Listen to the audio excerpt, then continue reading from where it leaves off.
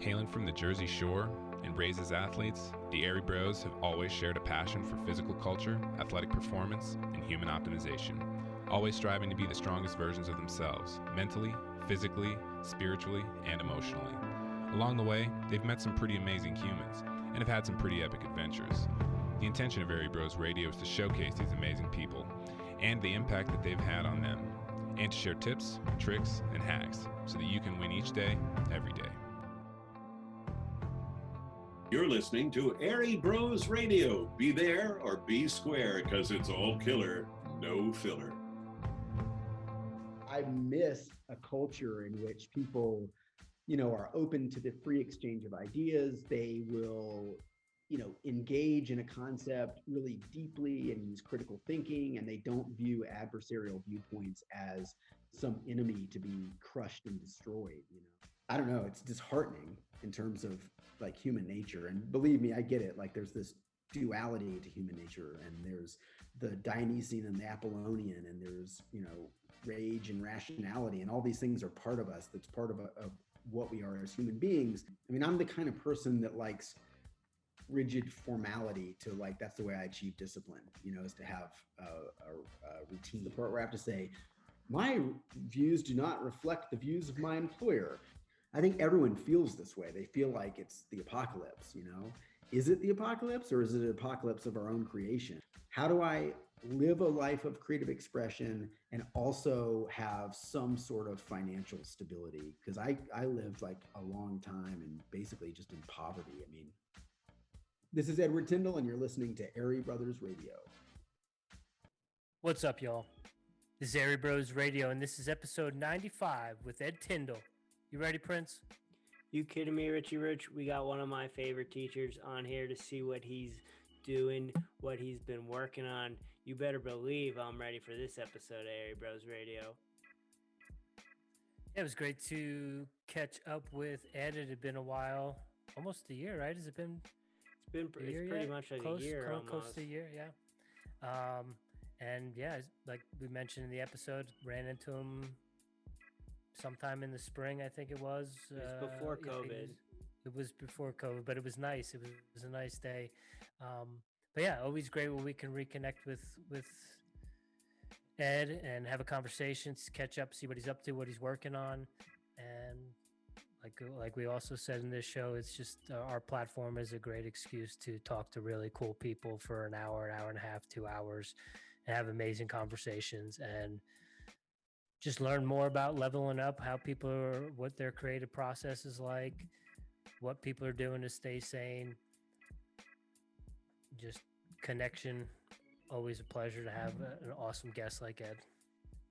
Yeah, it's awesome, like you said, Richie Rich, to see what someone's creative process is, and to also dive into someone who's very creative, dive into their thought patterns and how they think about things. And it was really really insightful to get Ed's insight on what he thinks is going on in the world, how he thinks about it, how he's using stuff to write, how he's not using stuff to write. So yeah, it was great to dive into this, talk some writing, see what he's got going on. Thoroughly enjoy this conversation. Always enjoy when we get to catch up with Ed and see what's going on. So if you like this podcast, rate, review, subscribe. Shout out Tyndall. Tell him the Airey Bros sent you. He's got plenty of movies on Amazon Prime. Check him out. Do a Google search. Check out some of his work. And as always, sit back, relax, and enjoy this episode of Airey Bros Radio. Yo, and like Jimmy said, give Ed some love. I'm going to put all the links to his works where you can check him out, where you can find him in the show notes. Check out our sponsors. And then also in 2021, we're doing a value for value. So if you're getting any value out of anything you're doing, you're watching Ed Tyndall's movies, you're listening to a new podcast, you're trying out some new supplements, you've got a new workout routine, you got accountability, you're doing craft beers, whatever it may be, if you're getting any value whatsoever out of anything that we're doing, slide in there, click on those links, send us one of those digital heavy handshakes, and we'll continue to keep bringing you these epic guests and these epic episodes Until next time, it's the Airey Bros. Much love. Namaste from the boys of 1512. How's life treating you? It's good. I've been in like a 1,100 square foot place with a 6-year-old for a year, so I'm loving that. How about you guys? Yeah, Smaller same. spot. Smaller spot, and I'm with a 34-year-old. Yeah. Well, I got my wife's here too sometimes when she's not trying to make a buck, but it's been pretty crazy. Yeah. You ever miss Texas in the last year? Sometimes I miss San Antonio. I think it was such a great city, but I don't miss Corpus Christi very much, I have to admit. Yeah. Are they close? It's about a 2-hour drive north from Corpus to San Antonio. Okay. Pretty, I mean, not bad. We would go there all the time. Like whenever we got a chance, we would go up there. So Corpus is it's like South Texas, huh? Yeah, it is. It's probably about, I don't know, maybe 2 hours from Brownsville, which is like right on the border with Mexico. So it's, Okay. yeah, it's pretty far south. It's like right on the Gulf. So it's a weird place. Yeah. Every time we would go for like a walk, my daughter, she's 6 now, but she's like 4 or whatever, 5, and she'd be like, Daddy, don't forget your dog knife. Because like there's these like packs of wild dogs and stuff running around down there. You like go around the corner, you'd be like, oh no, it's a dog pack. You know, it's crazy. Oh man. Yeah, that I don't miss. How about the weather? Enjoy it? Yeah, Did you adjust to the Colorado weather? Yeah, it's great. I love it. I mean, it's not that bad here, I don't think. I was really worried about the winters. You know, my wife is from Quebec, so she's like loves it when it snows and stuff. But, you know, it was just so oppressive. The heat was so oppressive down there. It was just like, I'm really glad to not be in that anymore. Right on. Yeah, I mean, does it get like in the freezing temperatures in the wintertime? Or no, it's like a newsworthy event if it's going to get below 32 and everyone like goes home. I think one time they like canceled people's school because it was like too cold. It was like, the kids can't go to school. It's 30, you know, right. And everything would like, everyone's pipes would explode if it ever got below freezing or something, you know, it was like a big thing. So similar conditions to Houston. Yeah, it's weird because Houston, like if you go from Corpus Christi to Houston, there's this kind of terrain change where all of a sudden like trees come back again. So it's like Corpus Christi is like this weird, or that whole area, the South Texas Plains is like this kind of transition zone between desert and those forests in the east. So there's a lot of like oak tree motts and stuff. So you'll have these like big clusters of really old oak trees, and then you'll have these big areas of like either kind of grasslands or like really thorn scrub environment. So it'll be higher than your head, but these kind of like gnarled, like thorny, like mesquite and huisach and all kinds of other brush stuff. It's a weird environment. Cool. Yeah. So I know you had a premiere that was canceled prior or during COVID, and we weren't able to go to that, and we'll get into that. Besides that, has much of, you know, what you do at UC Denver, has that changed or no? Because you're a script writing teacher and you can kind of get away with it online. Yeah, I mean, it's been really weird, certainly from like the film festival perspective. I mean, that has been radically impacted. And yeah, I teach writing, and that is a little bit easier, or a lot easier, I guess, in a Zoom environment, but it's still not ideal. You know, I mean, it's still weird in terms of, well, you know, I mean, probably half your classes or most of your classes are in Zoom, so you don't have that production component, but just not being physically in the same space as people, I think really changes student interaction and how the workshops work and how people just kind of the physical cues that normally make the workshop function more smoothly are kind of gone in that Zoom environment. So it definitely changed it. Do you get times when you're in those classes and you feel like you're just talking to yourself? Because I know from being in classes, sometimes I just talk because I feel bad for the teacher because they're talking and no one else is talking. And I get to a point where I'm the only one talking. I'm like, all right, I don't want to answer this question. I don't know it, but I feel bad because everyone's just deadpan. Yeah, I get really, I mean, I think some people are like this, but to me, like the silence, that like negative space of silence is like very hard for me. So if I say something, there's a lot of like, veteran faculty who can ask a question and they'll just sit there through this hellish discomfort until someone like you, Jimmy, can't take it anymore and says something. But I'm like really like within 30 seconds, I'm just like cringing. So yeah, it's hard because I mean, you kind of have to call on people, I think. I mean, definitely people are kind of checked out, some of them. And I've seen people like literally just asleep in the frame, like, totally Jeez. crashed out, or you can see them because everyone's muted, right? So you can see people just like talking to someone else, like literally like as if they are invisible or something. So I think that's hard, but I think most students are trying to deal with it, even though it's kind of a less than ideal situation for sure. But I definitely do not prefer it to being in a real space with human beings. Like the last thing this world needs is more mediation and isolation, I think, probably. Yeah. What can we do? Are most of your students traditional college age students, or do you have more people like Jimmy and older? There's some people that are older, but most of them, yeah. I mean, I think the majority of my students are, 19, 18. But I do have several students that are in their probably late 20s, and maybe even some people that are in their early 30s. But it's not as many. Obviously, there's more traditional age students.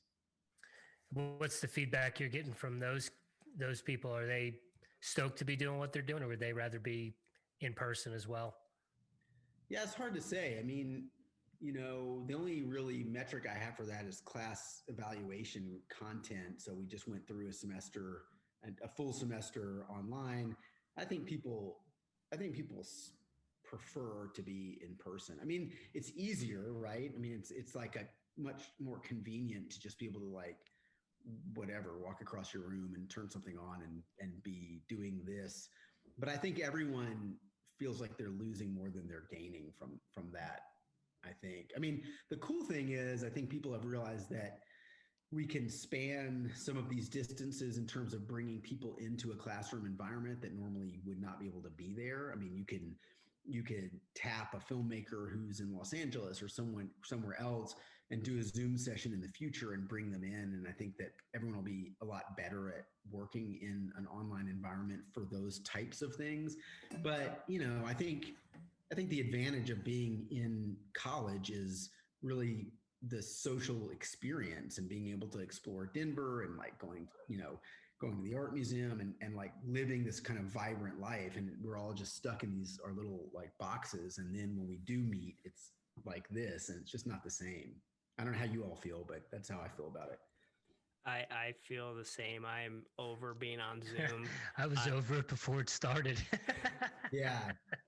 Yeah, it's interesting because I hear like the college, to some degree, I think university administrators they're like, well, it'll never go. This is the new normal. I mean, if anyone says the new normal to me again, I'm just going to like throw up, but like, this is it. We can never go back. And first of all, I'm thinking like, I'm not so sure why we can never go back, but I think it's really appealing to, is this the part where I have to say, my views do not reflect the views of my employer, but this is, I think for them, it's appealing because if you look at it from the standpoint of an institution that, it takes a credible amount of resources to put human beings in physical locations, dealing with gear, and you have like all the buildings that you need, and students have to live in the places and they have to commute to and from. And so if nothing changes with the tuition, but suddenly you can have students that are all over the country who are enrolled in those classes, I can see how that would be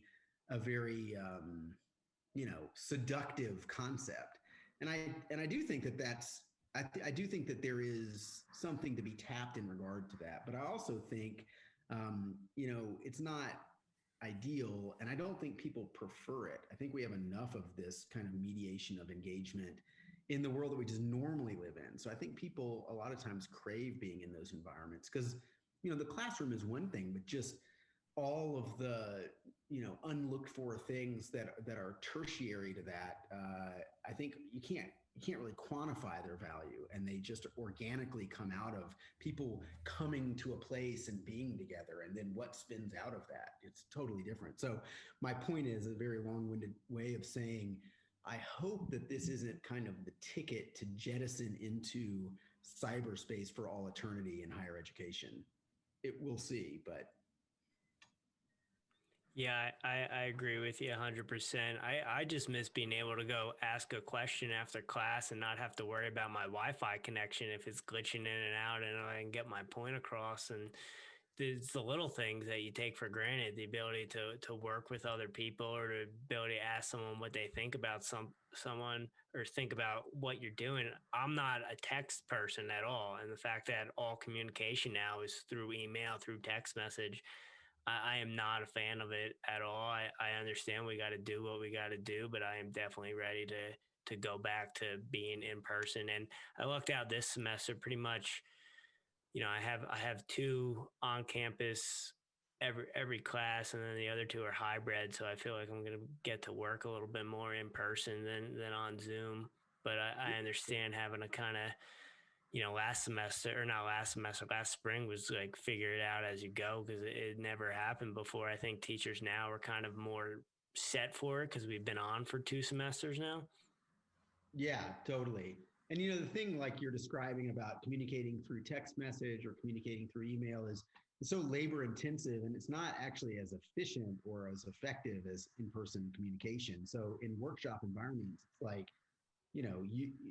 the way people get better as writers and artists are being in these organic kind of volatile critique situations where people can where you can have this kind of fluid dynamic interaction. But I feel like the way we are communicating, either, emails seem very laborious and text messages seem very, they're so succinct and simple. I feel like in many ways, and social media is, I think, like this too, but even worse. We're communicating to some degree in like the worst ways possible. I feel like, and it's beyond everyone's control, and it's like no one feels as though they can disconnect or unplug. It's like we're part of the Borg now, and there's nothing you can do, it's I think how people feel. So I miss a culture in which people, are open to the free exchange of ideas. They will, engage in a concept really deeply and use critical thinking, and they don't view adversarial viewpoints as some enemy to be crushed and destroyed, So, so I think like the cursory nature of like text and stuff just prompts this sort of segmented form of exploration that is not as good as it could be. Outside of school and the coursework and stuff, have you got anything on the horizon? Have you been able to work on anything outside of, teaching professionally in the, in terms of films and stuff like that? Yeah. So I just, I had a short script for an animated short film that I just finished, and that's gone out and it's had some early success, which has been great. Through the like Animation Feedback Film Festival, it won that, and then it was like a finalist in the Hollywood Art and Movie Festival, which is great, and then it's submitted to a bunch of other places. So I'm looking forward to seeing what happens with that over the course of kind of its festival submissions, and then it's obviously something that I'd like to explore making at some point. And then I recently had a piece of short fiction accepted for publication in an anthology that'll be coming out this summer. And then it was also like a finalist for in 2 other literary magazines award systems. What else? I'm finishing up that migrant film, and that's taken a long time just because I have like a child here who's in, online school half the time. So I really have like half days to do everything, and that's been pretty tough. But that'll be finished this semester. I feel confident. I made a bunch of progress on that. And then I'm starting work on a new feature script that I'm hoping can be out by the end of the semester for submission. So I feel like I'm able to be productive. And as a writer, that's a little bit easier than when you're having to go out and shoot films. But yeah, I feel okay about things. I think I could be more productive if we could just get out there a little more. Well, how has your writing process been affected with everything that's gone on in the last almost 12 months now? I mean, you mentioned you have, you're at home now. The daughter is doing, homeschooling, remote learning, and now you're kind of had a shift and pivot. Has that impacted your writing process a lot? Were you able to before? Were you going to the office to do your writing, or do you have a space at home? Yeah, for editing and writing, I would go into the office, and normally I try to kind of follow a rigid. I'm the kind of person that likes rigid formality to that's the way I achieve discipline, is to have a routine. So the routine has been disrupted, and even just getting to campus, as you know, Jimmy, it's like, okay, so I fill out the attestation form, and then I got to go park somewhere, and then I got to walk to the check-in thing, and then by the time you get there, it's like you've taken an hour or something. And so if I have a 3 or 4 hour window, it eats up a lot of that time. So it's definitely made it harder. And when I'm home, just because, it's Denver and I live in a tiny place, you're never far enough away. For me to be able to do creative work, I have to be in an isolated place. And I have to be totally by myself unless I'm shooting something. Right now I can hear my daughter singing in the other room, to herself or whatever, which is great, but it makes working more difficult. So in a perfect world, when we go back, then I'll have that time back. But like everyone, we're just adapting to these things. And I think the pandemic is such a weird thing because, I was looking recently at these photographs from the Second World War and these little kids with their lunch pails and the bombed out ruins of London and these guys putting out blazing fires from the Luftwaffe bombing. I think, well, that certainly sucked more than this. But there's also kind of an element of insanity to the pandemic thing because it's like some form of torture where you're just sitting here and nothing's happening, and it feels like anyways, which is maybe better than being in terror, but it's its own unique sort of form of difficulty that's different than being in imminent danger. I don't know how you guys feel about it, but it's tough if you're kind of a restless person who likes to be on the move a lot. Yeah. How much time you got? I'll tell you what I think about it. Yeah, well, I'd be interested to hear what you think about it. Oh, man. I don't deny that people aren't getting sick or losing their lives from it, but I think that it's been over dramatized, and I don't think there's any justification for shutting down the economy and closing small businesses and people losing their livelihood and, waiting 10 months to get 2 $600 checks, but within a 25-minute turnaround, we can have a second impeachment of a president who's on his way out in a week. There's a lot of fuckery that I feel that's involved. And, I like I said, I don't deny that there's not something out there or that people shouldn't be cautious of it, but the way that people are walking around in fear and terrifying, running off the sidewalk to get away from me because I'm walking a dog is just it's insanity. You can see the fear in people's eyes. And I lived in Oklahoma City for a while, and people were so nice and everyone says hi to everyone, and now it seems like even more so. If people don't want to interact, they don't want to say hi, I guess maybe they're afraid if they open their mouth, germs might come in. So they I say hi to a lot of people and they just walk right by me. Yeah, that happens to me all the time. I don't know if that's normal in Denver or just my neighborhood, but I'm always just shocked. I don't know what to do when I say hello to someone and they look right at me and they don't say anything. I'm so confused by that. I'm like, what's going on? How do we have such a disconnection between our ideas of what civil engagement looks like? And, to your other point, I'm fear, I certainly hear what you're saying. I'm paranoid in general about stuff. So I'm I do not want to get the corona, but I also think, yeah, anytime a nation of 300 million tries to do something like this, it's always like clunky and weird and ineffective. And so I do wonder about like, what would it look like if you targeted more vulnerable populations first and still allowed, I mean, I don't know. I mean, who am I to make judgments about this? I'm certainly probably not qualified, but I think everyone is sort of curious about if you could go back in time, what would be the proper approach to make people safe, but then also allow people to have a livelihood. I think it's some grand compromise between those two things. And I do think the biggest problem with all this, with just the world that we're living in right now, is that this level of polarization and vitriol and people's inability to see people who have opposing viewpoints as some sort of dehumanized enemy is really a problem. And it certainly throughout the course of human history, this isn't a new thing, but it does feel worse to me than it's ever felt in my lifetime in the United States. And I try to think about it, and I try to think, am I being naive or nostalgic or something?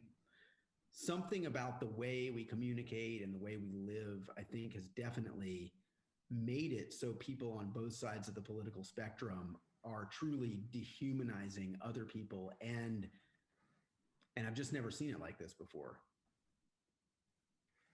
Yeah, I would agree.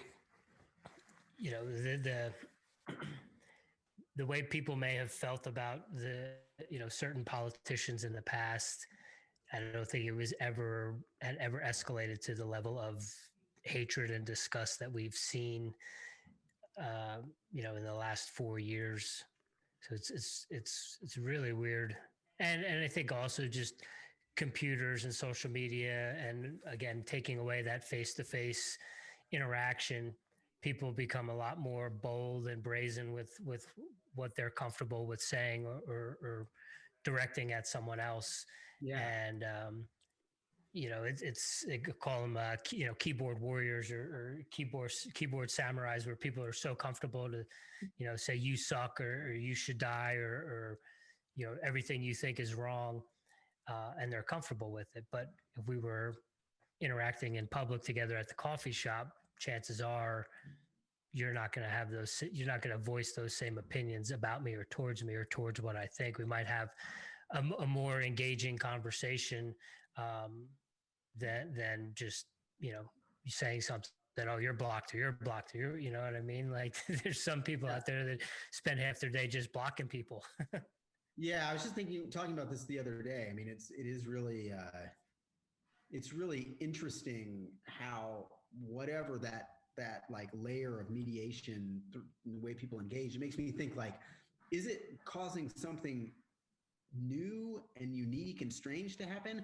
Or are people just this horrible, but they just weren't saying it out loud before? Because when you read comments on stuff, it's like, my God, I mean, even people that I like profoundly disagree with, it's very, I never like wished death upon them, but I just regularly see people, like saying blatantly that they wish that, or that they think people deserve to be like killed in these horrible ways for having these alternate viewpoints. And that is, I don't know, it's disheartening in terms of like human nature. And believe me, I get it. Like there's this duality to human nature, and there's the Dionysian and the Apollonian, and there's, rage and rationality, and all these things are part of us. That's part of what we are as human beings. But I do think people had kind of a way of checking that when they engaged in, personally in forms of discussion and debate and stuff that's very different now. And I don't think it can be going anywhere good, No, you definitely, when there was a thought that you might get slapped in the mouth or punched in the face, there was definitely something that would restrict, or maybe make you think a little bit more before you just spouted off and said something. But yeah, I see it too, that there's a lot of people that have never experienced violence that are very comfortable getting aggressive. Yeah, that's true. I mean, as someone who has been beaten up a lot in my life and tons of fights, I come from a culture in which if you go to a certain place, you better expect there to be some sort of hostile engagement. That's just the world that I grew up in. And so because of that, you know, you tend to be like polite and try to not insult people. But yeah, I think you're right. I mean, I think that, you know, I carry the scars on my body of running my mouth, you know, and that's not to say that people shouldn't be, you know, express how they feel, but I definitely think that in a civil society, there's ways to do it that are less insightful, for sure. And maybe that's just a generational thing. I don't know. Where I'm from, it's like, look at people wrong, and sometimes that'd be all it took, you know. Yeah. So one of the things that concerns me the most is the loss of some of the freedoms of speech that we've had and that artists have had. And, you know, we dabble on the conspiracy side of podcasts and stuff, and seeing people getting deplatformed or stuff like that is really concerning to me. As a writer, does that concern you? Yeah, completely. I mean, I was thinking about this the other day. You know, I mean, it concerns me to such a degree that it gives me pause in terms of expressing my opinions on it. That's how much I'm concerned about it. I no longer feel. I'm not sure what territory we're in regard to that. But I was thinking the other day about, you know, what the purpose of the First Amendment and how the First Amendment is designed to protect speech regardless of how offensive or unpopular.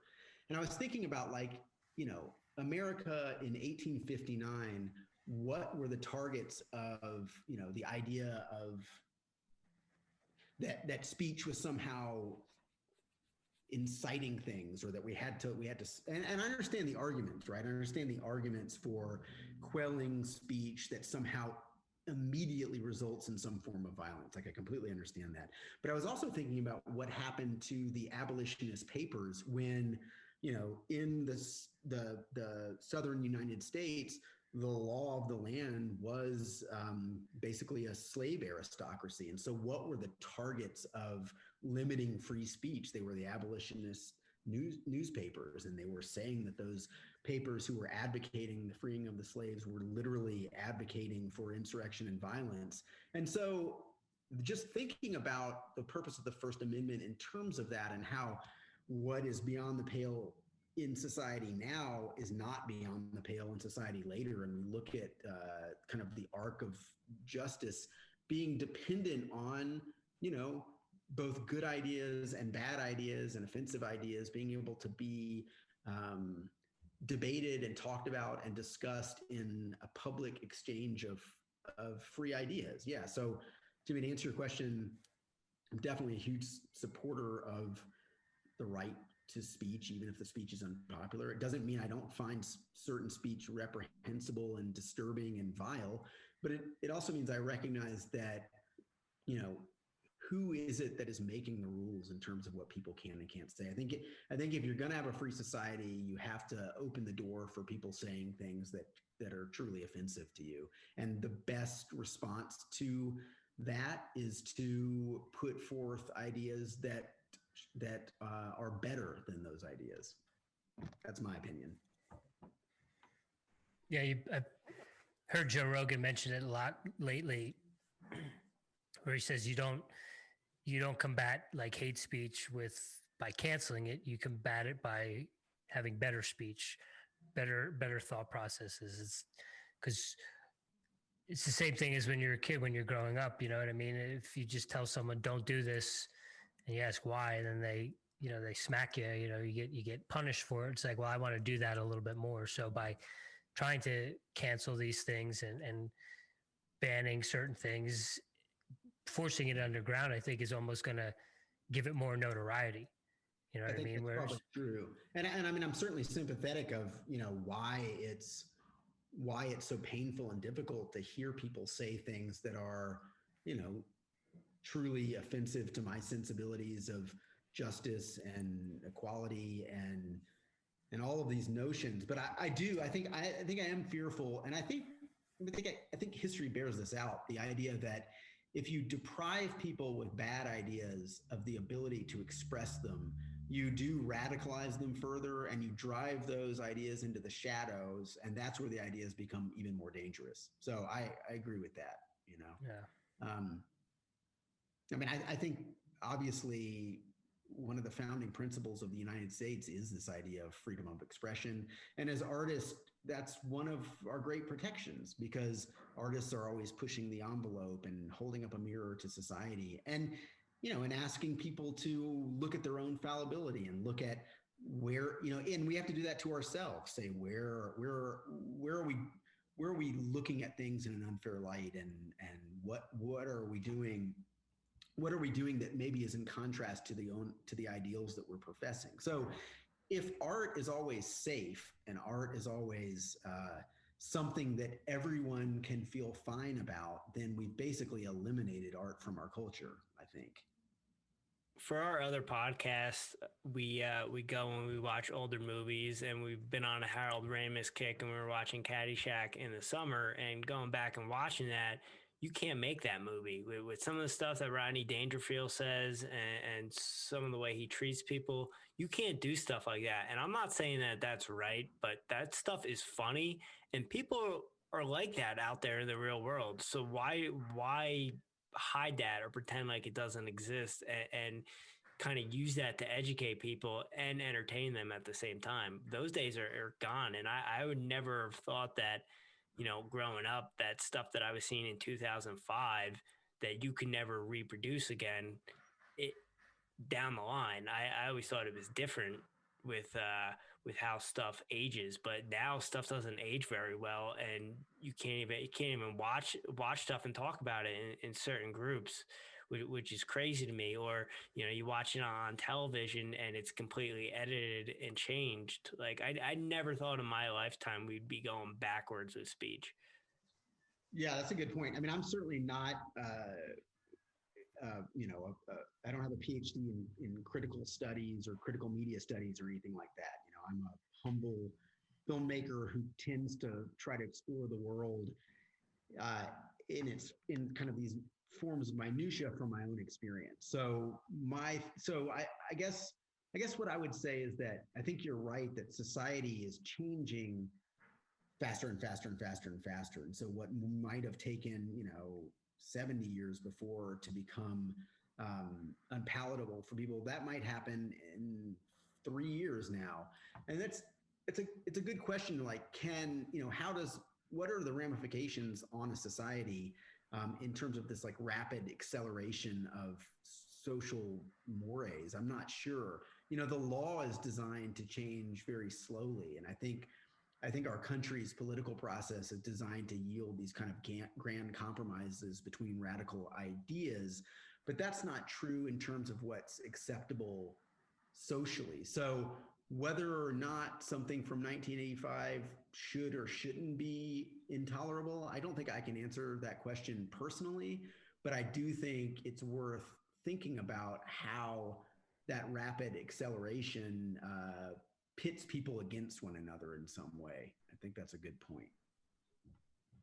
I think a lot of it is, you have the left, and then you have the right, and then you have kind of the majority of us that fall somewhere in the middle, be it left or right. They're just trying to do what we do and live our lives and do our things. And somehow we get sucked into what these opposite ends of the spectrums are trying to dictate, or what they're trying to change, when the majority of us just fall in the middle and somehow get caught up and just don't know what the heck's going on half the time. Yeah, I think it can be frustrating because people, it's like if you're constantly under this pressure to make choices on everything all the time regarding, ethics and philosophy, it is exhausting and it's frustrating for people. I mean, if you can't walk 10 feet to your car without being confronted by political ideas, I mean, that's certainly the country that we live in, and maybe that's necessary for a functioning democracy, but it does get exhausting, and you just, I mean, there's part of me that does feel like I don't want to be, presented with a list of choices that I have to make and be told that these are the choices. And these might fall outside the realm of of like the spiritual and philosophical things that are really dear to my heart. And then the question is, we only have so much bandwidth. So what happens to those things? You know, what happens to the bigger questions when we're presented with this kind of moment by moment list, and people on either side demand that we make some sort of decision on them? I'm not sure that the list would even be my list. I don't know.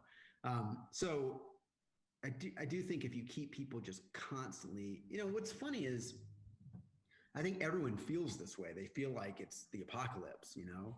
Is it the apocalypse, or is it an apocalypse of our own creation? I'm not sure. I remember in the middle of the summer when it was like, ash is raining down, there's forest fires everywhere, you know, there's rioting in the streets of Denver, and like my favorite statues are covered in spray paint and the windows are smashed out, and you know, the pandemic's raging. It's like, it really did feel like, oh my God, this is the end. And then of course you think, well, maybe now it's a new dawn and things will be better, but it doesn't feel better. And I guess I'm cynical enough to imagine that if you have a nation that's this divided, if one group feels better, it probably means another group doesn't, you know, and this thing just sort of shifts back and forth. So I think the real question is, you know, when people consider the enemy to their cause, are they considering it in the abstract, or who do they really mean? You know, do they mean the person that they were just in line behind at the grocery store, or is it an abstract sort of version of the enemy?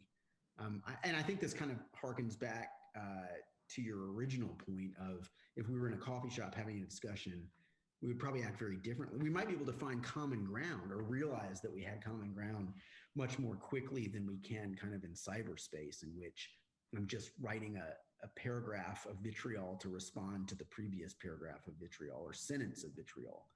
So how do we solve that? Again, I don't know. I think all I can do is try to, I know I'm really going on here, but I think what I would say is, one thing that's great about being a filmmaker and working in documentary as well as fictional screenwriting is that it does allow you to explore people in depth from a really broad cross section of life. And that has made me feel much more empathetic to people who are all different types of people with different belief systems. And it, to some degree, does give me hope in, like, generally people have more in common than they have in differences. So I think that's one of the great things that's valuable about being an artist is being able to not see everything in such a binary way. And that is, to me, one of the great turnoffs, is people that try to impose this simplicity and this kind of binary viewpoint on the world, and it doesn't have room for the concentric circles of nuance that is what we are really like as humans. Has any of your new writing, have you dove into any of the pandemic or anything like that, or are you trying to stay away from that? Because I feel like all the professors, when they were giving us our projects, were like, no pandemic stuff, we're over watching coronavirus stuff, we don't want anything to do with that. Yeah, I don't know. I mean, no, like, to answer your question, nothing I'm making is really about the pandemic, but you know, I think there's always kind of a lag time between what you're experiencing and then what you make, you know? So to me, the pandemic is not so much like, I wouldn't be interested in like writing something that was like, a global virus is unleashed upon the world. I mean, I think that film's, when I saw, was it Contagion or something? I saw that, I watched that recently. I'm not sure if that's what it was called, but I was like, oh my God, that is exactly what's happening. Exactly what's happening. So I'm not interested in that, but what I am interested in is isolation, kind of what it's like for people to go crazy because things slow down so much. And I'm also interested then in what it means when people summon the ability to be really cruel to one another because of their frustration and because of, you know, a tipping point that might be reached in polarization because of people's isolation from one another, because we're already isolated from one another. I mean, in other words, we tend to live in neighborhoods in which people think the same way or have the same political affiliations. We consume content that reinforces the things that we think. On and on and on and on and on. So then when you just stick people in their house, is that the tipping point, where they encounter nothing that's contrary or challenges their own belief systems? Or, I think what we've seen is people becoming so enraged and frustrated that they're literally willing to kill each other. I went to pick up some food with my wife and kid at there's like a food market I guess it's on Broadway or something. And while I was there, that guy at the art museum was like shot in the head and killed. I don't know if you guys know what I'm talking about, but there was like two groups of protesters. There's protesters and counter protesters, and this like security guard like shot. Oh yeah. So that happened like while I was picking up my hot Nashville chicken sandwich or whatever. I was like so excited to be going out, like, oh my God, put your mask on. Let's get that. And then, that's what was happening down the street. So it does seem like, and maybe it'll get a little better, I don't know, but people just reach this kind of tipping point of isolation and craziness that they then went out on the streets and just, that's the result. It's hard to believe, really, and I'm not naive, I don't think, about the course of human history, but I have not seen people within my own family and within my own like friend circles and stuff just so upset and angry that they, are that you feel like they could potentially be moved to violence based on their ideologies. It's very sad and disturbing. Yeah. I will say I have noticed my road rage has kicked back up to New Jersey status in the last 10 months since we've been under this situation. I get a little bit hopped up a little quicker on the highway nowadays. Yeah, you got to watch out for that. I've tried. I really have to work through that. I had I'm a very like cautious driver, and I'm trying to be like really polite. And I think I live in a world in which I get even more frustrated because I'm always trying to be so polite. And then people are just so like flippant in their inability to have politeness, right? Like they're tailgating you and going around you and causing all this danger. And so it is really, really easy to just become so angry about it. And I think anger, because I have a bad temper, is like it's a weakness because it makes you behave in ways that are contrary to your own probably well-being. And it's like this primordial force. So how do you let that window of anger pass? Because, when you're having road rage or something, if you like, an hour later, you're like, well, I don't feel this anymore. But in the moment, man, it's really tough. For sure. A lot of deep breathing. I had like a weird, like COVID pandemic incident a while recently, and this is sort of related, but maybe not really, in which I took my daughter out and it was like really cold, and I was like, there's this parking lot near us, and I was gonna like have her just run. She can run really fast for a little kid. So I'm like, all right, if I just start like getting her to train, then maybe like it'll stick and it'll be something for her. So it's like cold, and I'm like, take your hands out of your pockets. You got to take your hands over. She's like, my hands are cold. And I'm like, I don't get, you have to take your hands out of your pocket. And then I'm like, you got to write, like, are you going to quit? You can't quit. Are you quitting? Like, this world will chew you up, and like, and then she's like tears. I'm like, I'm 6. You can cry, but don't quit. I don't care if you cry, and then I'm thinking like my own like attitude towards life. Like, I might be crying when I fight you, but I'll still bite your ear off, and I'm like, what am I doing? It's like, am I in The Great Santini? Have you ever seen that movie where like Robert Duvall's like bouncing the ball off his kid's head and he's like, Crow, are you going to cry? And I just stopped and was like, Jesus, like what is going on here? And I think it's a product of really like living a life in which I always thought like, you got to have your head down, never quit, like bypass resistance, like everything, on and on and on. And then like seeing myself kind of like want to pass on resilience to my daughter in maybe a form, like, it's like, not like I'm trying to get my 6-year-old to run some laps in a parking lot. This isn't like airborne ranger training, like she's not dropping into Normandy after this. Oh, maybe I just need to take a step back and think about this for a minute. And I think everyone's feeling that way. I don't know if this is inciting something in people that's like their survival instinct or something, you know, I mean, everyone's on edge. Well, I definitely think survival instinct has kicked in. Me and Rich are over here eating once a day, fasting, and I definitely kind of have that wrestling season type of feel where, hey, do I really need to eat that? Because there might be a point where that might not be an option, so I might need to get used to it. So it's definitely made me tighten that stuff up and just my overall well-being, right? And putting good things in my body, exercising better. I still lack on sleep, but I feel like COVID has kind of made me aware of stuff that where I'm flawed and that, hey, you might need to tighten up because the world might be ending and you might need to be able to go a couple days without eating, or you might have to have your immune system as healthy as it can be because who knows what's going on right now. Yeah, that has to occur to everyone. I mean, even people that I would never have said this kind of stuff before are like, you know, adopting these kind of prepper mentalities. You know, everyone's like, ooh. You know, and I think in a weird way and in a less dramatic way, like during the 2008 financial crisis, this had kind of an effect on people. And I think when people are used to stability and it gets rocked, it's like it incites something in people's brains that makes them think maybe there's not always going to be this stability. And I was thinking about like how great the Cold War was a while ago, you know, and it's like I never thought I'd say that. You know, I grew up like with the threat of nuclear annihilation at any second. I just remember being terrified all the time as a kid, like the whatever, the 1 minute warning, the nukes will be flying, and then boom, it'll all be over. And if that doesn't get you, it's going to be the AIDS, you know.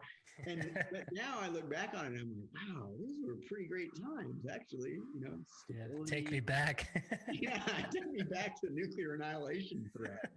You know, and so you like remove, and I don't know. I mean, I'm no expert on geopolitical trends, but maybe to some degree, you know, I do think when the Soviet Union collapsed, it definitely kind of fragmented a world that was kept in a certain level of stability through these kind of two competing superpowers. And ever since then, it seems like it's maybe kind of been worse. And that's certainly not a plug for, you know, let's reignite the rise of global communism or something. But if I think about all the weird stuff that's happened ever since like the fall of the Soviet Union, it's just been like one weird thing after another. I mean, like I was talking to my wife yesterday about like the global war on terror, like whatever, 13 years of just endless conflict.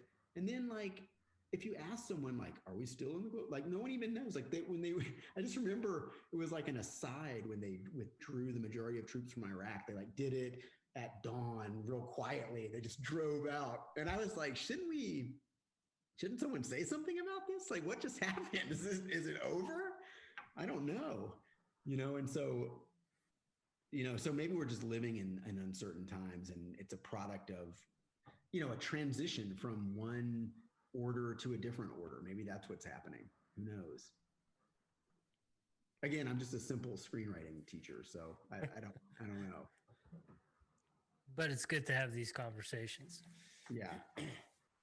Because like we've been talking about, we've been isolated and people are in their you know, in their ideological vacuum, or they're only getting their confirmation biases. But it's just good to have conversations and voice our opinions about what we think is or isn't going on, and either how we can right the ship, or how we can, if it is a new normal, how can we create this new normal to be the way we really feel it should be, like our utopian society.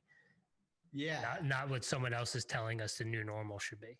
Right. I agree. And I think at the end of the day, people need to like take a step back, breathe a little bit. And they do need to step out of their comfort zones in terms of allowing themselves to have empathy for people who are different than them. Because I think, you know, if you push a society to the brink, I don't think anyone really wants what comes after that. I mean, I don't believe that if you asked anyone in 1865, like how did the Civil War go, anyone would be like, yeah, it's just something we had to do. I mean, I think that people would have been horrified by what, and certainly this is like, one way or another, the United States had to come to terms with the horrible inequity that was taking place in this country. And that's something that, we'll be dealing with forever, probably. But, when two polarized factions try to solve the problem through violence, there certainly has to be a better way. And I think people feel that in their hearts, but I also think there's a lot of people that are so frustrated. I mean, I think people feel like they're in these existential crises. That's what I think. And the question is, are we? I'd like to think that we're not. And I'd like to think that there's still room for people finding empathy and common ground to move forward as a society. That would be my hope. And I'm sure I think that's most people's hope. Except for the reptilians. Yeah, they don't care. And let's face it. I mean, I guess human beings, we're like, what was the book by Robert McPherson, speaking of the Civil War, called Killer Angels, and maybe that's what we are. We are these kind of dual natured things. And certainly road rage is indicative of the part of our brains that are programmed to deal with stuff through, we have the capability to be empathetic and also to be something completely different. And so to be a nation of laws in which that emotional moment doesn't dictate how we respond to one another, I think that's so important, to have processes, to have due process, to have, understandable kind of rules that in which things play out over time and evidence can be examined, and on and on and on. I think that's the only hope for, keeping people from engaging with one another in a way that is, not only not constructive, but destructive, probably. So, Tyndall, the last time you were on here, I mentioned at the beginning of the podcast you were getting ready for your premiere with the Cheech. What happened with that? Did you release that digitally? Did you guys have a release online, or is it just still waiting to be released? So the short version of the film played at a bunch of film festivals, and that was great. But I didn't get to really go to any of them because most of them happened virtually. But there's two versions of the film. One's 11 minutes and one's 25 minutes. And we had this amazing event set up through a partnership of CU Denver and the Latino Community Foundation and the Denver Art Museum. And so we were going to so I think we had mentioned this before, but El Dusty, the Grammy-nominated new cumbia artist, did the score for the film. So Cheech was set to come. We were going to screen the film, and there was going to be this awesome live music event with El Dusty at a venue in Denver, and we were like right there, and then boom, the whole thing got canceled. So that longer version of it, and I don't think it's in the cards to recreate that event, and it took a ton of work. So it was really heartbreaking for it to kind of go by the wayside. So I think the best hope for the longer version is that it could play on television somehow. And that's something that's kind of in the works. So that's what I think will happen with that. And then I feel like the shorter version of the film played enough and did pretty well. So I feel comfortable with that outcome. And then at some point it'll just end up online, Right on. And you had mentioned that you did some literary work and you wrote a short story. Was that the first time you have done something like that? Yeah, it's the first time I've ever tried to, written short fiction. And so it's coming out in an anthology of short stories through Running Wild Press this summer. And it's like, I felt really good about it. I felt it was a good story and it was really exciting to write. And so I think there's definitely more of that on the horizon. I mean, I have a pretty big trove of projects that are sitting in the kind of ready for development phase. And several of those are pieces of short fiction now. So I'm excited about that. And I was like really happy to have the short story get published. I didn't expect it to happen that way. And so that was great. And I think that what's hard as a screenwriter is like you write stuff and you want to write something that's compelling and interesting to read and that's beautiful and that makes people want to make the film. But really very few people read the script isn't the final product. So I think that's hard kind of for the ego of a screenwriter, because like the thing you make isn't the final thing. It's a step towards the final thing. So what's nice about being able to sometimes work in fiction is it is a form of writing that is the final thing. So while I'll primarily work in film still, I see that as a viable secondary form of creative expression. Is there a difference in the writing process of the two? Yeah, there is, just because you can do different things with fiction. You can say what people are thinking in a different way, and you can, and you're not restricted. I mean, especially if you're writing like short films, let's say that you want to make, then you're restricted in all these ways in terms of number of cast and what can happen, and on and on and on, just due to the budget and what's realistic. But that none of that is a concern in fiction. Like in this particular short story, one of the characters is this like half human, half sheep creature that's in a carnival. And I could never make that film, but in the short story, it doesn't matter, and it's set in like, during the Dust Bowl and the Texas Panhandle and stuff. And all this, it's very strange, kind of dark story that was really fun to write, actually. And when I read it, I'm like, what's wrong with me? But I was really happy not to be constrained by a lot of the stuff that constrains me as a filmmaker operating in kind of the independent film realm. So that's a great question.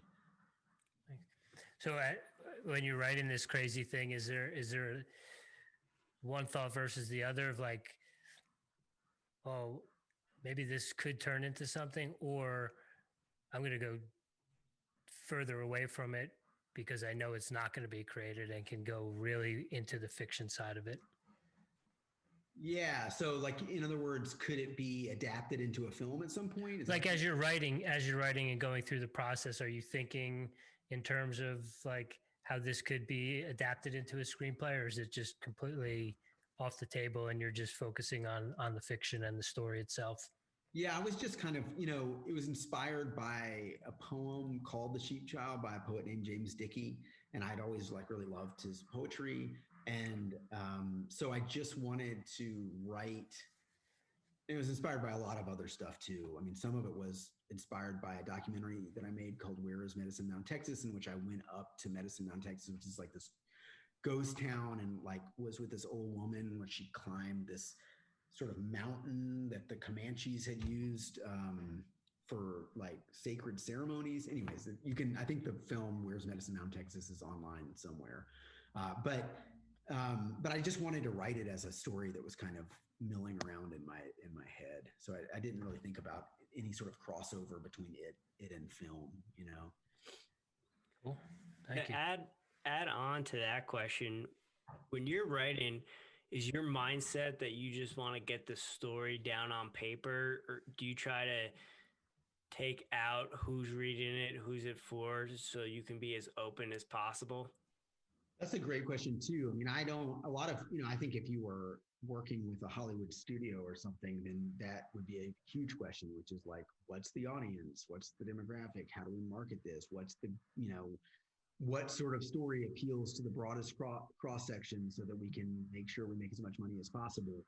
I don't think about that. I mean, I'm in this form of filmmaking and this form of creative expression because I don't want to think about that. I want to make films that are of interest to me and allow me to explore things that are of interest to me. And then I think those things kind of find an audience. I'm lucky enough to have been doing this long enough that I have a lot of really good relationships with film festivals, and just like over time, certain festivals and those programmers just have a taste for your work, because I think people's work their body of work has similar themes and stuff like that. So I just make the thing, and then I put it out there through those channels, and I see what happens. I've often wondered, like, at some point I should sit down and like just look at the stuff like back to back that I've made. I think there would just be tremendous amounts of similar thematic explorations in them.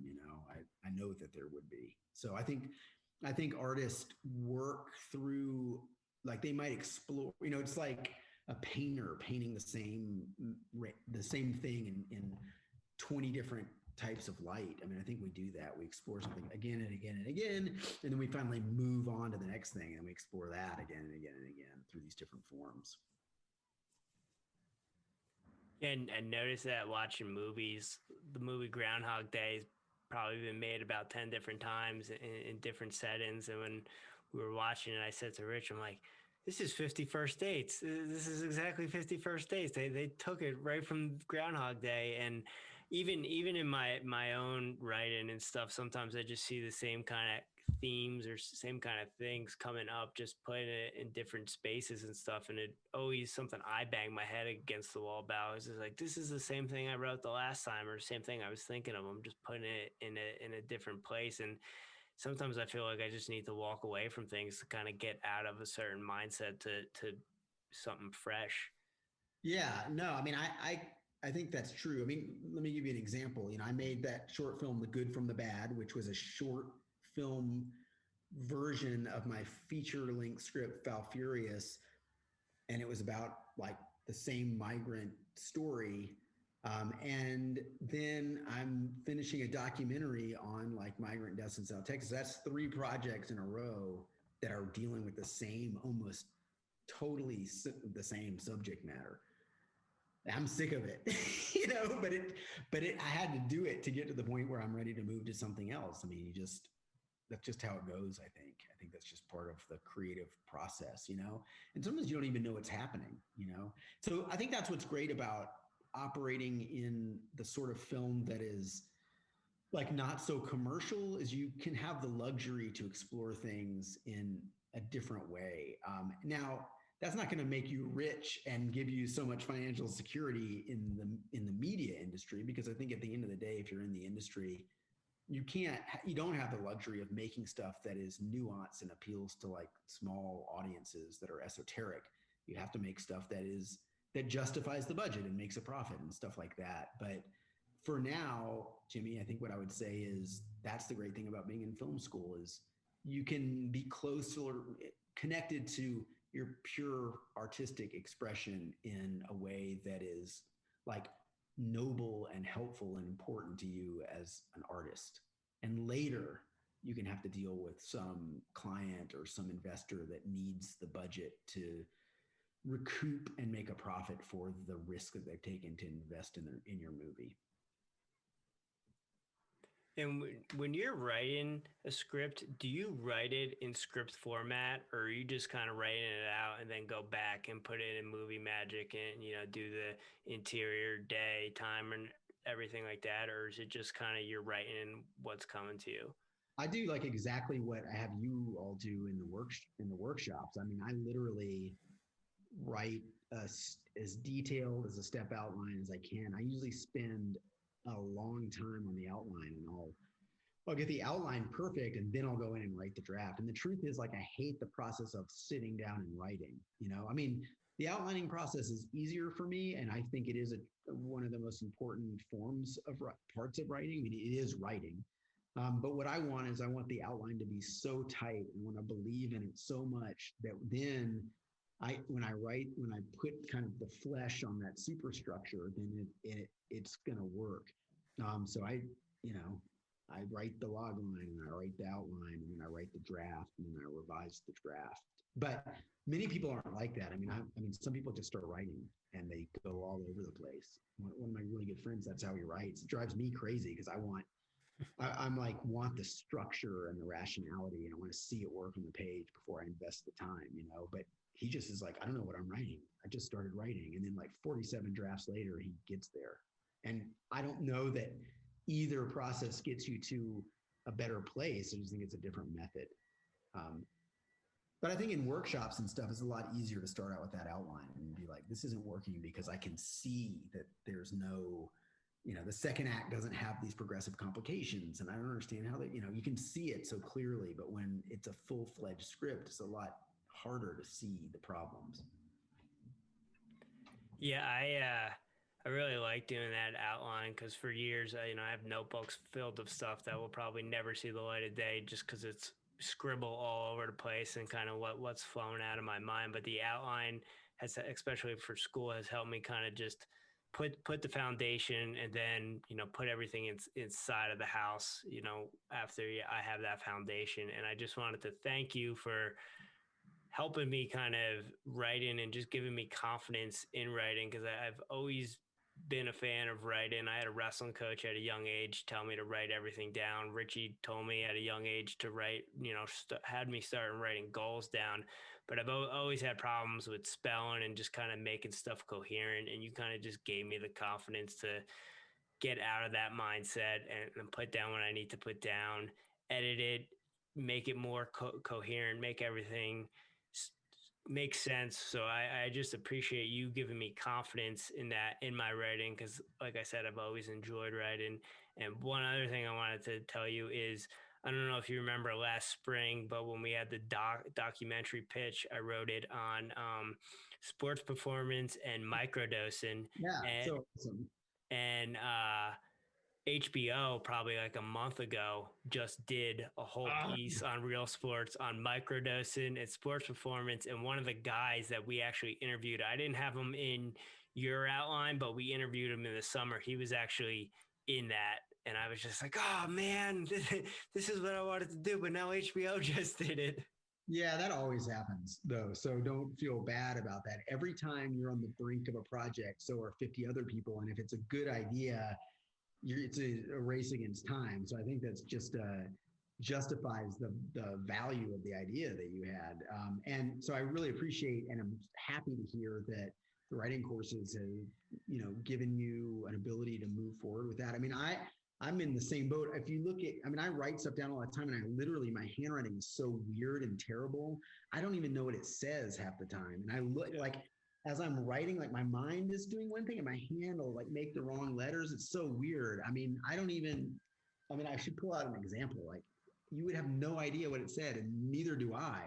So, and I can't spell, you know? And so that's one of the things that I've struggled with, is like that technical ability. And thank God that we live in an age of like word processing and computers, because I couldn't be a writer without that. You know, I have to type things, and then I have to go back and do a lot of revision because of the way my brain works, you know? And if I had to just write, I remember like in high school, like we would have to literally write our essays on like in blue books or something, you know? And it was like, people thought I was like, needed to be in some remedial course or something, because I couldn't spell anything. And my handwriting was like, seemed to be indicative of something weird going on. So I feel you, and I'm glad that, you know, to me, I think it's like everyone has to overcome things. And so with writing, it's like learning that process of revision, learning to organize your thoughts, and also just like having that dedication to moving forward to some form of excellence through revision, I think is the only way. And creativity comes in all different forms. And sometimes all you need is that kind of raw curiosity, and then the other stuff you can get there, you know, you can get to, but that raw curiosity, I think, is the most important thing, and wanting to live a life of creative engagement and expression. So if you want that, you figure out a way to do it. And then I think the bigger thing is, not the bigger thing, but one thing to think is like, okay, so how do I live a life of creative expression and also have some sort of financial stability? Because I lived like a long time and basically just in poverty. I mean, I think I told you guys about my, like, you know, my honor board. I slept on this board for a long time because I had like, did I say about that? Anyways. Yeah. But then by the end of it, I didn't have my board anymore. I just slept on a dirty carpet with like a box fan, you know, with no front on it, so I could jump start it. And it was just, you know, I just was like, man, I really want to be an artist, and also sucks to be poor. So I think you have to somehow kind of juggle those two things and find like a happy medium between them. So it's kind of a give and take. But if you can do that, then I think you can have a great life of it, you know? It's a different answer for everyone, I think. And one last thing, unless Rich has something, then we'll get into rapid fire. Do you have any tricks or something that you do to kind of get you out of writer's block or being lazy? Because to me, that's the biggest thing. I can talk myself out of it all day. And then once I finally sit down and do it, I can create something. I can get something on paper. But most of the time, I'm talking myself out of getting to the paper.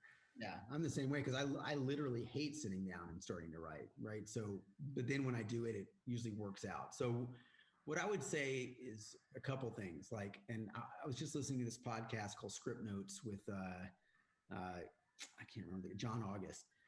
And I told you guys about that. But so I think that if you can try and force yourself to write a little bit every day, like I think it's enough for me to write for 45 minutes, you know, or an hour or 30 minutes. But if you can try to commit to doing it 5 days a week or 3 days a week and not put so much pressure on yourself to it doesn't matter if it's amazing or if it sucks, but you just do it. And I think slowly out of that, something will come. I also think you should not forget that writing a lot of times is thinking. And so if you get to a point where you feel stuck, if you just get up and walk around the block or go walk a mile and just think, I do that all the time, especially when I'm editing. You're still in the process of writing, you know? I mean, I feel like the process of putting the words on the page is like 10% of the writing process, and all the rest happens like where you're just thinking about what you're writing or trying to make notes and outline something, you know? So in other words, I think the point I'm trying to make is don't feel married to sitting in a chair and putting words on paper if it's not working. You know, get up and move and explore something, because that can pay dividends too, you know? Rapid fire, Rich, you got anything? I just have one question. Can you tell me a little bit more about the photograph behind you? Oh, that's a painting. Oh, it's a painting. Okay. Yeah, by this guy, Lynn Bogus, who's, I think he's from West Virginia or something. And he is this amazing painter. And that's just weird, abstract painting. It's, if you actually can see it in person, it's got like all this texture, like really big, really amounts of paint texture all over. It's really beautiful. I like to look at that. Oh, wow. Because it looks like I couldn't tell if it was a painting or a photograph, but as you move, it almost looks like it's like a beach setting, and it's like looking out onto the horizon at like a, you know, like a sunset or a sunrise or something. I was just curious. That's what it is. It's like okay. The ocean, and I think it's like actually like kind of this like star-filled night above. Okay. Like, you know, I don't know. It's really interesting. But it is water and sky. Cool. Right. And you said he's an artist from West Virginia? Yeah, I think he is. His name is Lynn Bogus. Okay. He does all amazing work. You can look him up. I'm sure you'll see like tons of his stuff online. Okay, cool.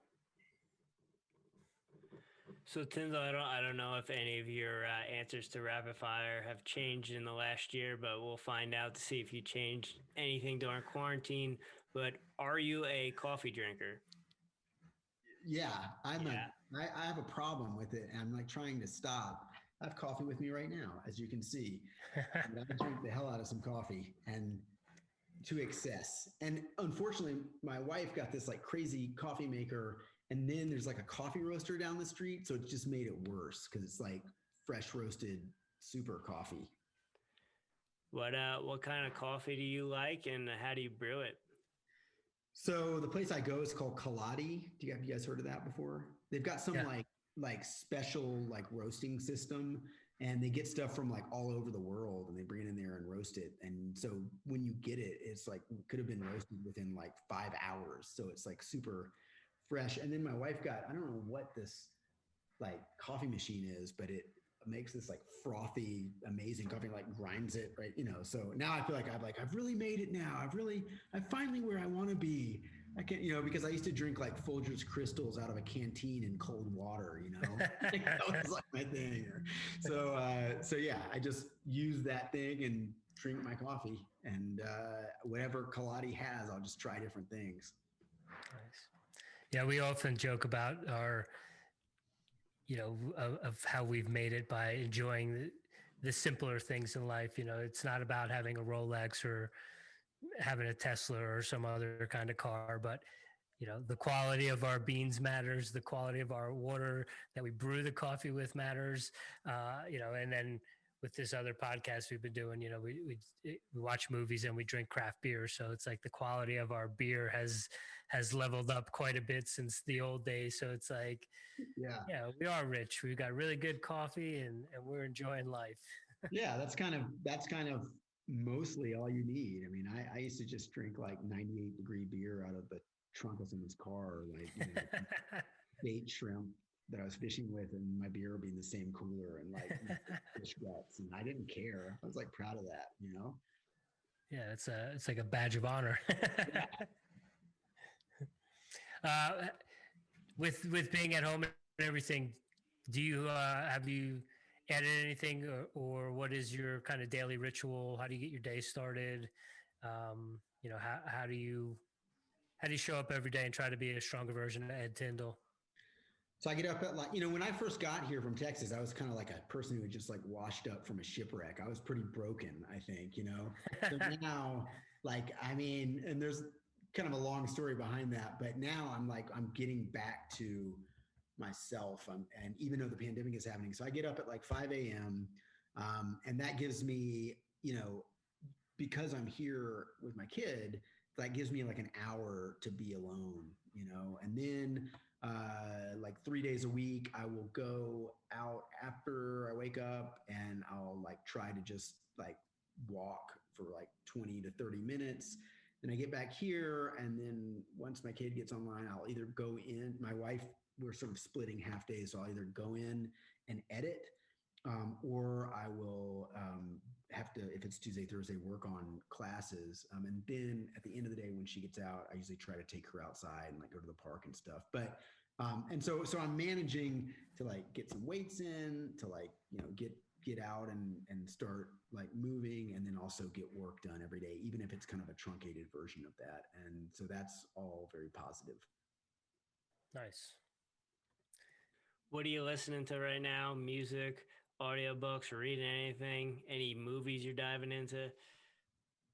So I just got this book of Alan Lomax, who's like this ethnomusicologist who recorded like all these like folk songs from different cultures before they kind of evaporated in like, I can't remember what years he did that, but I got this text of all the lyrics to those songs, which has influenced some of those. Like my piece of short fiction is called Wayfaring Strangers, which is like one of those old folk ballads. So I'm checking that out. I'm listening to like a lot of like Desmond Decker, who's like an original kind of ska musician. I don't know if you probably like Israelite. Name sounds familiar. This is his most famous song. Desmond Decker is amazing, just like a foundational ska artist. And then as far as books, I had read like the first book of Cormac McCarthy's trilogy, All the Pretty Horses. So I've got the other two books on deck, which I think are called like Cities on the Plain and something else. Or if you ever read, I would recommend you read Cormac McCarthy's Blood Meridian if you've never read a Cormac McCarthy book. It's pretty small. You can read it pretty quickly, but just a fascinating kind of brutal, almost spiritual Western story about the conflict of good and evil in the universe. Pretty amazing. So I'm going to read some Cormac McCarthy. And what else? Did I answer that question fully? I'm not sure. Yeah, I think you did. Yeah. You listen to podcasts at all? I do listen to some podcasts. Script Notes. I listen to Script Notes. That's for sure. And I listen to a lot of like history podcasts, like the history of the Anglo-Saxons, or I have a big list of history podcasts. I also like to listen to podcasts on like economic theory, and some other podcasts that I won't mention. Are you into Dan Carlin's Hardcore History or Danielle Bolelli's History on Fire? That's been recommended to me, but I haven't checked that out yet. Yeah, I would check him out. And then the other one was Danielle Bolelli. It's History on Fire, I believe it's called. Yeah. Okay, cool. He's a professor out in, I want to say UCLA or one of those schools out in Los Angeles, but we had him on over the summer, and most of his his research and studies revolves around Native American history. Yeah, I'm a hugely intrigued by Native American culture and history, and a lot of, like the short story I just wrote kind of involves some of that, but I think about that a lot, so I will check that out.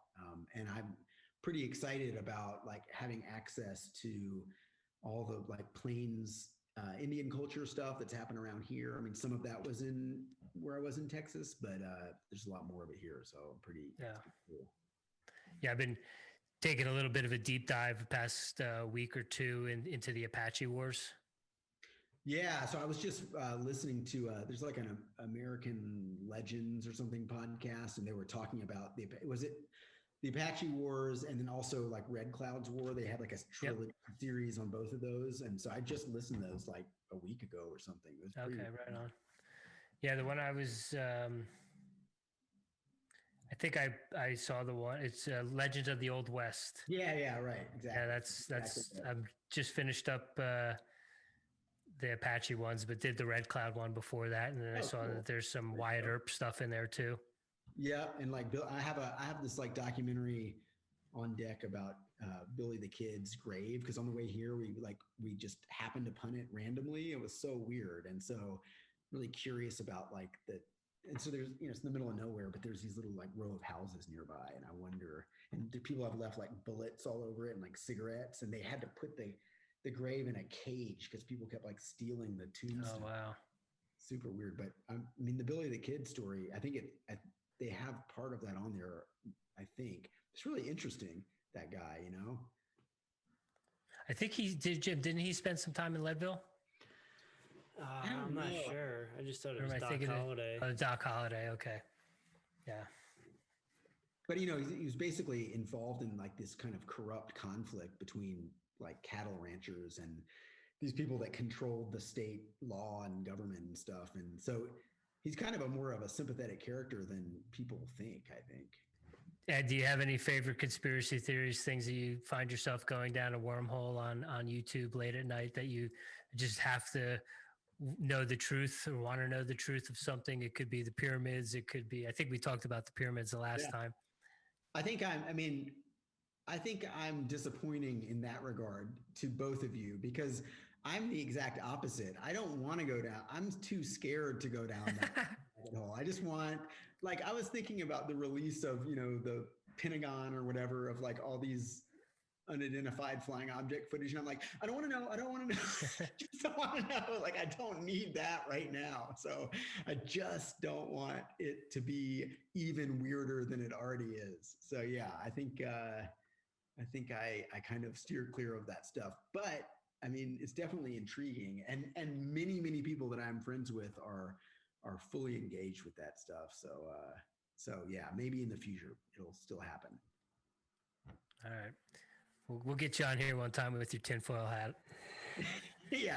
I mean, there's probably another, 6 months of this, and who knows, So, but I really appreciate you all having me on again. It's always really fun, and I appreciate the, what you're doing to just, explore all these different people and these different, their thought processes and how they're living. And I just think that's a noble thing these days. And it's got to be, I mean, you're a form of documentarians, really, is what you're doing. So I think that's awesome. And I'm happy to be a part of it. Well, we're just using this platform as an excuse to talk to really cool people for free. Well, I'm glad that you thought to include me in that category. I'm honored and humbled. Yeah, heck yeah. I love the first conversation. And then whenever it was in the summer or whatever, when we ran into each other at Sprouts, It was like, I know this guy. How do podcast? Okay. Yeah, that's right. It's always weird to see people out of context, because I have no idea who they like. My mind goes blank. Yeah. Like, you're not where you're supposed to be. It's like a glitch in the Matrix. Yeah, exactly. Thank you very much. Thank you for your time. Thank you for being an epic teacher. We appreciate you, and I'll see you around. All right. Thanks, guys. And let me know when it comes back. I'd love to listen to it. So yeah, I'll send it to you. Absolutely. Have a great night. Thank you. You too. Thanks, guys. Bye.